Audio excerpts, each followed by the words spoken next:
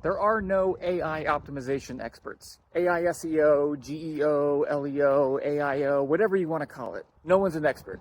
Not yet. This industry is brand new and it's changing rapidly. That's not stopping people from pretending like they know the best way to rank in these large language models. I've spoken with 3 people just this week who have received some big pitch from some AI optimization company that's asking for a ton of money for some secret system. Here's the thing, there are no secrets in 2025. Yes, people are constantly finding new ways to rank in large language models, but anyone who's paying attention to this is going to know about that method within a week. Now, to be clear, I currently call my company an AI optimization agency because that is my primary focus. I'm not against people using that term. I just think we need to be honest about what we actually know. I think that everything people are calling AI optimization or GEO right now can be broken down into 4 categories. The first category is just SEO. These are things like keyword optimization and backlink building. And yes, it's true. Anything that helps you with SEO is also going to help you rank in these large language models because they are using search engines under the hood. However, because of this, a lot of SEOs are saying it's exactly the same thing. And wouldn't that be great for them? You don't have to change anything. Just keep doing SEO. It's not true. The second category is something I'm calling AI-focused SEO. These are things that are generally still helpful for SEO, but help even more in ranking in ChatGPT and other large language models.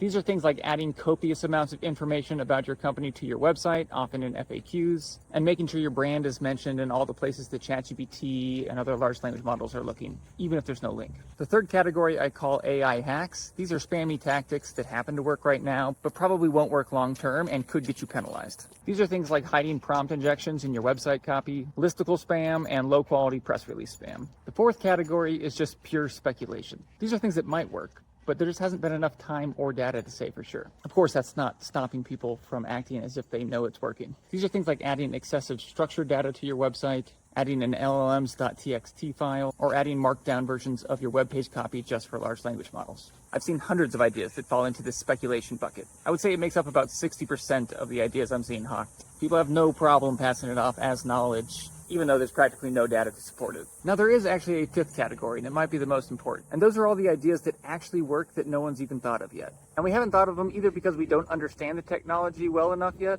or because the technology that will ultimately enable them doesn't exist yet. And I think that's the most important point to keep in mind. The things that are going to be working well 6 months or a year from now are probably going to be very different than the things we're doing right now. We need more data, we need more time, and it's going to continue evolving. So if you're looking to hire someone to help you with this, you should not be looking for someone with all the answers. In fact, you should be running away from those people. Look for someone who's learning every day and changing their systems in real time. Things are changing faster than ever, and so we have to too.